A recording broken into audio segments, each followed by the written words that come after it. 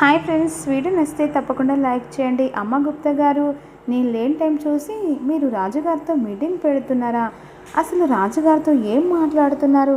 ఏం వినిపించట్లేదు రాజుగారు అని చెప్పేసి ఆరు పిలుస్తూ ఉంటుంది. అమ్మ, ఈరోజు అమావాస్య కదా, అందుకే రాజుగారితో మీటింగ్ పెట్టారు. నన్ను తీసుకెళ్ళడానికా?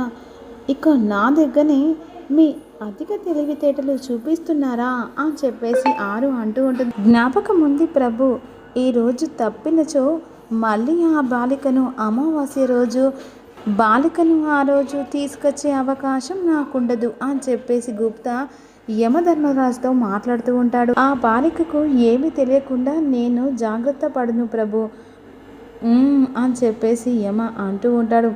సరే ప్రభు అని చెప్పేసి ఈ విధంగా గుప్తా యమధర్మరాజుతో మాట్లాడుతూ ఉంటాడు. ఆ పాటలో నేను పడదను, మీరు వెళ్ళుము అని చెప్పేసి అంటుండగా గుప్తను వచ్చి గిల్లేస్తుంది ఆరు. అప్పుడు ఉలిక్కిపడి, ఏంటి గుబ్బా, ఎవరితో మాట్లాడుతుంటివి అని చెప్పేసి ఆరు అంటుంది. నాతోనే నేను మాట్లాడుకుంటున్నాను, మాట్లాడుకోండి అని చెప్పేసి యమధర్మరాజు గురించి చెప్పగానే చెప్తూ ఉంటుంది ఆరు. నేను ఎవరితో రహస్య మంత్రాలు చేయలేదు బాలిగా, మీరు రహస్య మంత్రాలు చేశారని నేను ఇంకా అనలేదే అని చెప్పేసి ఆరు అంటుంది. బాలిక, ఈరోజు మా యమలోకము తీసుకెళ్ళమని నువ్వు ఎంతగా అడిగినా కూడా నేను ఈరోజు మాత్రం ఎంతగా కూడా తీసుకెళ్ళను. ఎందుకు అని చెప్పేసి ఆరు అంటుండగా, ఎందుకంటే నీ పతి దేవుడు ఆ బాలిక ఒక్కటి అవును, నీ మొహంలో అసూయ నేను చూసి ఆనందించగలను అని చెప్పేసి ఇక గుప్తా ఆరుతో అంటూ ఉంటాడు. గుప్తా అక్కడి నుంచి తప్పించుకున్న తర్వాత ఏదో జరగబోతుంది, గుప్తా ఏదో దాస్తున్నారు. అసలు అమావాస్యకు ఏం జరగబోతుంది? అంజు పాప అందరు కలిసి రూమ్లో కూర్చుంటారు కదా, అంజు పాప ఈ విధంగా అంటుంది. మిస్ అమ్మ వెళ్ళిపోతుందని ఆనందించే లోపు మళ్ళీ ఇక్కడే ఉండిపోయింది. అసలు ఇదంతా అమ్మ వలనే అని చెప్పేసి అంటుండగా, ఏంటి నా వలన? నేనేం చేశాను అంజు అని చెప్పేసి అమ్మ అంటుంది. నువ్వు మిస్ అమ్మకు ఓటు వేయకుండా మాకు ఆ ఓటు వేసే ఉంటే ఈరోజు మిస్ అమ్మ ఓడిపోయేది. ఈ రోజులు మిస్ అమ్మ వాళ్ళ ఇంటికి వెళ్ళేది కదా అని చెప్పేసి అంజు అంటుండగా, అసలు నేను ఓటు వేసి ఎందుకంటే ఇక మళ్ళీ సోది చెప్పకు, మిస్ అమ్మ మంచిది, మిస్ అమ్మ మనల్ని చాలా అర్థం చేసుకుంటుంది, ఈ సోది చెప్పకు అమ్మ అని చెప్పేసి అంజు అంటే, ముగ్గురం మిస్ అమ్మ ఉండకూడదని చెప్పేసి ఓటు వేస్తే నువ్వు మాకు ఆపోజిట్గా ఓటు ఎందుకు వేసావు? మిస్ అమ్మ ఉండాలని నాకు నచ్చింది, నేను వేసా. అయితే ఏంటి? అయినా నేను చూస్తూనే ఉన్నా, నేను చెప్పేది వినరు, దాన్ని అర్థం చేసుకోరు, ఎంతసేపు ఆపోజిట్గానే ఆలోచిస్తున్నారు. మిస్ అమ్మ నన్ను కాపాడింది, అంతలా మీరు చూస్తూ ఉన్నా నేను మీలాగా లెక్కలేస్తూ చూస్తూ ఊరుకోలేను. అమ్మ అంజు పాప మీదకి వస్తూ, అయితే ఇప్పుడు ఏంటి? సైలెంట్ అయిపోయి మాట్లాడు అంజు, మాట్లాడు. అయితే ఏంటి? చూడమ్ము, మ్యాన్ ల్యాండ్లింగ్ అయితే వద్దు అని చెప్పేసి అంజు కోపంగా అంటుంది. కూర్చొని మాట్లాడుకుందాం. అవునక్క, అంజు నిమ్మలంగా మాట్లాడుతుంది కదా, కూర్చొని మాట్లాడదాం. ఏంట్రా సైలెంట్గా ఉండేది? మిస్ అమ్మ ఎప్పుడైనా మనకు సపోర్ట్గానే ఉంది, అది మీ ఇష్టం రా, మంచి చెడు అనేది మీరు ఆలోచించుకోండి. కానీ మిస్ అమ్మ మాత్రం ఎప్పటికీ మనకు సపోర్ట్ చేస్తూనే ఉంది, ఇప్పటికీ మనకు సపోర్ట్ చేస్తూ ఉంది. ఏంటి ఇప్పుడు మమ్మల్ని అందరినీ ఇక ఏమార్చి ఎలాగైనా మిస్ అమ్మ మంచిదని చెప్పేసి ఒంపించాలని అనుకుంటున్నావా అని చెప్పేసి అంజు అంటే, నువ్వు ఎన్ని చెప్పినా మిస్ అమ్మ వైపు మేము నిలబడం, మిస్ అమ్మతో మేము మాట్లాడడం, ఏరా అన్నలు అని చెప్పేసి అంజు అడుగుతూ ఉంటుంది. మిస్ అమ్మ వైపు వెళ్ళాం, కానీ అక్క చెప్పింది కూడా కరెక్టే కదా అంజు, మిస్ అమ్మ ఇప్పుడు మనతో మంచిగా ఉంది కదా అని చెప్పేసి అంటుండగా, అప్పుడు అంజు ఎవరికి వాళ్ళు డిసిషన్ తీసుకుంటే ముందు దీని మీద డీప్ డిస్కషన్ చేసి అప్పుడు డిసిషన్ తీసుకుందాం అని చెప్పేసి అంజు అంటూ, అంజు ఆనంద్ వెళ్ళిన తర్వాత వీళ్ళిద్దరేంటి అమ్ము పార్టీకి వెళ్తున్నారు. ఎప్పటికీ ఇక మిస్ అమ్మ మీద నేను పగ తీర్చుకోలేదు, అసలు అమ్ముని నా పార్టీలోకి చేర్చుకుంటే అప్పుడు వీళ్ళిద్దరూ నా పార్టీలోకి వస్తారు, ఏం చేద్దామని చెప్పేసి అంజు ఆలోచిస్తూ ఉంటుంది. ఒకే రూమ్లో కూర్చొని ఒక బెడ్ మీద కూర్చొని ఇక మరోవైపు అమర్ వర్క్ చేసుకుంటుండగా బోరు కొడుతుందని చెప్పేసి మిస్ అమ్మ ఛార్జర్ని పైకి వేస్తూ అందుకుంటూ ఉంటుంది. అప్పుడు వెంటనే ఆ ఛార్జర్ని పట్టుకుంటాడు అమర్. ఏంటండి ఆడుకుంటుంటే అలా తీసుకున్నారు, ఛార్జర్ని ఎవరైనా ఇలా విసిరేస్తారా? మరి ఏం చేయమంటారండి? ఈ ఇంట్లోనే ఉండాలి, ఇదే రూమ్లో ఉండాలి, 4 గోడల మధ్య ఉండాలి, బోరు కొడుతుంటే నింద దెబ్బలు పెట్టుకొని మీ చూపులకి నేను అర్థం చేసుకోలేను.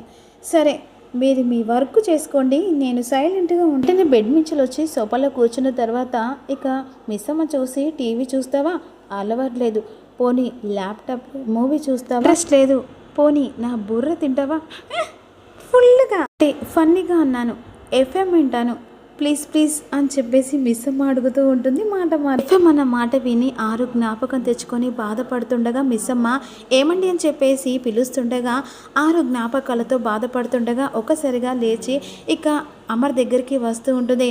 ఏమండి ఏమని జరిగింది, అంత సైలెంట్గా ఉన్నారేంటి అని చెప్పేసి మిస్ అమ్మ అమర్ని అడుగుతారు. సరే ఎఫ్ఎం మార్చేస్తానని చెప్పేసి అలా ఎఫ్ఎం పెడతాడు. అప్పుడు ఇక ఎఫ్ఎంలో ఉన్న మాట్లాడుతూ ఉండగా అప్పుడు వెంటనే మిస్ అమ్మ దీనికి ఎన్నిసార్లు చెప్పినా కూడా ఇది నీరసంగా మాట్లాడుతూ ఉంటుంది. అమర్ ఆ వాయిస్ని బాగానే చెప్పింది కదా అని చెప్పేసి అంటుండగా ఏంటి ఏంటి ఇది ఇది ఇది బాగా చెప్పడం, మొహం కనిపించకుండా జస్ట్ వాయిస్ వచ్చినప్పుడు కొంచెం చురుకుతనం, కొంచెం మ్యాగ్నెసియం కలిసి ఉండాలి. దానికి చెప్పాలంటే ఇక నీరసంగా ఉన్న హైదరాబాద్కి మన వాయిస్ విని ఊపు రావాలి. వెంటనే అమర్ అడుగుతూ ఉంటాడు, మరి అయితే ఆర్జీ బాగి ఎలా చెప్తుంది, ఆర్జీ భాగ్య కంచికి వెళ్ళిపోయిందని చెప్పేసి మిస్ అమ్మ అవన్నీ గుర్తు తెచ్చుకొని బాధపడే పరిస్థితిలో కూడా నేను లేను, ఒకసారి నా కోసం ఆర్జీ బాగిలాగా మాట్లాడవని చెప్పేసి మిస్ అమ్మను రిక్వెస్ట్ చేస్తూ ఉంటాడు. ప్లీజ్ అని చెప్పేసి అంటుండగా అప్పుడు వెంటనే మిస్ అమ్మ సరే అని చెప్పేసి ఒప్పేసుకుంటుంది. హలో హైదరాబాద్, నేను మీ అందరి ఫేవరెట్ ఆర్జీ బాగి, అందరు ఎలా ఉన్నారు, నేనైతే చాలా బాగున్నానండి. మాట్లాడిన తర్వాత ఇక అమర్ ఒక్కసారిగా ఫ్లాట్ అయిపోతాడు. మన మిస్ అమ్మకు ఎప్పుడు అర్థమైంది జనాలు ఎందుకు నీ మాటకు నీ వాయిస్కు ఇలా పడిపోతారో ఇప్పుడు అర్థమైందని చెప్పేసి అంటే ఎఫ్ఎంలో వినడం కంటే ఇలా డైరెక్ట్గా వింటే చాలా చాలా బాగా అనిపించింది అని చెప్పేసి మిస్ అమ్మను పొగుడుతూ, ఓ మీరు నా ప్రోగ్రాం వినేవాళ్ళని చెప్పేసి అంటుండగా ఆరు జ్ఞాపకం చేసుకుంటాడు. ఆర్జీ బాగిలా చేయకపోవడం మిస్ అవుతున్నావా అని చెప్పేసి అమర్ అడుగుతూ ఉంటాడు. కొంచెం, కాకపోతే అక్కతో మాట్లాడడం మాత్రం చాలా మిస్ అవుతుందని చెప్పేసి బాధపడుతుంది మన మిస్ అమ్మ. ఆరును జ్ఞాపకం చేసుకుంటుంది మిస్ అమ్మ. అప్పుడు అమరు అక్క అని చెప్పేసి అంటుండగా మీ రోజు అవార్డు ఫంక్షన్లో నాకు అవార్డు ఇచ్చినప్పుడు అక్క గురించి చెప్పాను కదా, చెప్పకుండా నా లైఫ్లోకి వచ్చి ధైర్యాన్ని ఇచ్చి మళ్ళీ అలాగే చెప్పకుండానే వెళ్ళిపోయింది, కళ్ళ ముంగట వచ్చి కంటికి కనిపించకునే వెళ్ళిపోయింది. లైఫ్లో కలిసే ప్రతి పరిచయానికి లైఫ్ లాంగ్ బాధపడుతూనే ఉండాలి, అసలు కలుస్తుంది అనుకున్నా అని చెప్పేసి అంటుండగా అసలు ఆవిడ ఎక్కడుంటుందో తెలుసా అని చెప్పేసి అమరాడు. తెలియదండి. సరే ఎలా ఉందో తెలుసా అని చెప్పేసి అమర్ మళ్ళీ అడుగు. తెలియదండి, కానీ ఎక్కడున్నా మాత్రం తన భర్త పిల్లలతో హ్యాపీగా ఉంటుందని చెప్పేసి విధంగా మిస్ అమ్మ మాటలు విని బాధపడుతూ ఉంటాడు. ఆవిడకి వాళ్ళంటే ఎంత ఇష్టమో ఆవిడ మాటలోనే మాకు తెలిసే. అమర్ బాధతో ఒకవేళ ఆవిడకి ఏదైనా జరిగిందని తెలిస్తే ఏం చేస్తామని చెప్పేసి మిస్ అమ్మను అడిగిన క్వశ్చన్కి కాస్త షాక్ అయిపోతుంది. ఏమైనా అంటే అని చెప్పేసి మిస్ అమ్మ అంటుండగా అదే ఆవిడకి హెల్త్ బాగా లేకపోవడం, ఏదైనా జరిగిందని తెలవడం, యాక్సిడెంట్ లాంటిది అని చెప్పేసి అంటుండగా ఆవిడ నాకు ఫ్యాన్ అయితే అయ్యో 2 రోజులు బాధపడి మర్చిపోయేదా అని ఆవిడ నా లైఫ్లోకి వచ్చి కోల్పోయిన నా బంధాన్ని అక్క అని ప్రేమతో తీసుకొచ్చింది. మళ్ళీ ఆ బంధం విడిపోతుందని తెలిస్తే ఇక అది ఆ మాట వింటేనే నాకు ఊపిరి ఆరడం లేదు. నా అక్క నన్ను కలవకపోతే అక్కకు ఏదైనా అయినట్టేనా, ఏదో ముఖ్యమైన పని వచ్చి నన్ను మర్చిపోవచ్చేమో, కానీ మా అక్క ఏడున్నా సంతోషంగా ఉంటుంది, సంతోషంగా. అప్పుడే అమ్మర్ మిస్ అమ్మ మాటలు తట్టుకోలేక అక్క నుంచి బాధతో వెళ్ళిపోయిన తర్వాత ఏమండి అని చెప్పేసి పిలుస్తూ ఉంటుంది. ఇవన్నీ మాటలు ఆరు వింటుంది. అప్పుడు అంటుంది, నేను ఏమీ మర్చిపోలేదు బాగి, మర్చిపోలేదు, నేను నా రాత, కానీ నువ్వు కూడా హ్యాపీగా ఉండాలి, ఉంటావు. ఆ మాటలు విని గుప్త దగ్గరికి వచ్చిన తర్వాత ఆ దేవుడు చాలా దుర్మార్గుడు, బాగిని ఒక్కసారి కళ్ళమొక ముందే నన్ను చంపేశాడు. బాగి పడుతున్న బాధ చూస్తే నేనే ఆనందుతానని నాకు చెప్పని అనిపించింది గుప్త, కానీ చెప్పలేను. కానీ ఈ బాలికను ఎటులో ఒప్పించి యమలోకానికి తీసుకెళ్ళను అని చెప్పేసి గుప్తా అనుకుంటూ, గుప్తా గారు నేనే మాట్లాడుతున్నాను, మీరే మాట్లాడుతున్నారు, ఇంత అవసరమా, నోరు తెరిచి అడిగినచో ఇప్పుడు రానను. అమావాస్య ముగిసేలోపు బాలికను ఏదో ఒకటి చేయవలను, ఏంటి నేనొకటి మాట్లాడితే ఈయనొకటి మాట్లాడుతున్నాడు? ఏంటి గుప్తా గారు నా మాటలు వినిపించినట్టుగా యాక్టింగ్ చేస్తున్నారు? కానీ గుప్తకు మాత్రం నిజంగానే ఆరు కనబడదు. నిజంగానే కనిపించట్లేదా నా మాటలు? నిజంగానే వినిపించట్లేదా గుప్తా గారు అని చెప్పేసి పిలుస్తూ ఉంటుంది. అప్పుడు అమావాస్య కాబట్టి మీకు రింగు లేదు కాబట్టి కనిపించలేదు. ఇప్పుడు మీకు రింగ్ ఉంది కదా, అయినా నీకు నేను ఎందుకు కనిపించట్లేదు? బాలిక కనిపించదు కదా అని చెప్పేసి యమధర్మరాజు అంటారు కదా. అదే సమయానికి గాలి వస్తూ ఉంటుంది. బాలిక నువ్వు ఇక్కడే ఉన్నావు కదా, అయితే అటు ఇటు తిరుగుము అని చెప్పేసి అంటుండగా అలా రింగ్గా తిరుగుతుంటుంది. బాలిక అలా వయ్యారంగా కాదు, అటు ఇటు తిరుగుము బాలిక. తిరగమంటే గిర్రమని తిప్పులాడగా తిరగడం కాదు, నీ ఉనికి కనిపించేలా నువ్వు అటు ఇటు నడుము. వెంటనే కొంగు పట్టి చెట్లను ఇలా ఊపుతూ ఉంటుంది.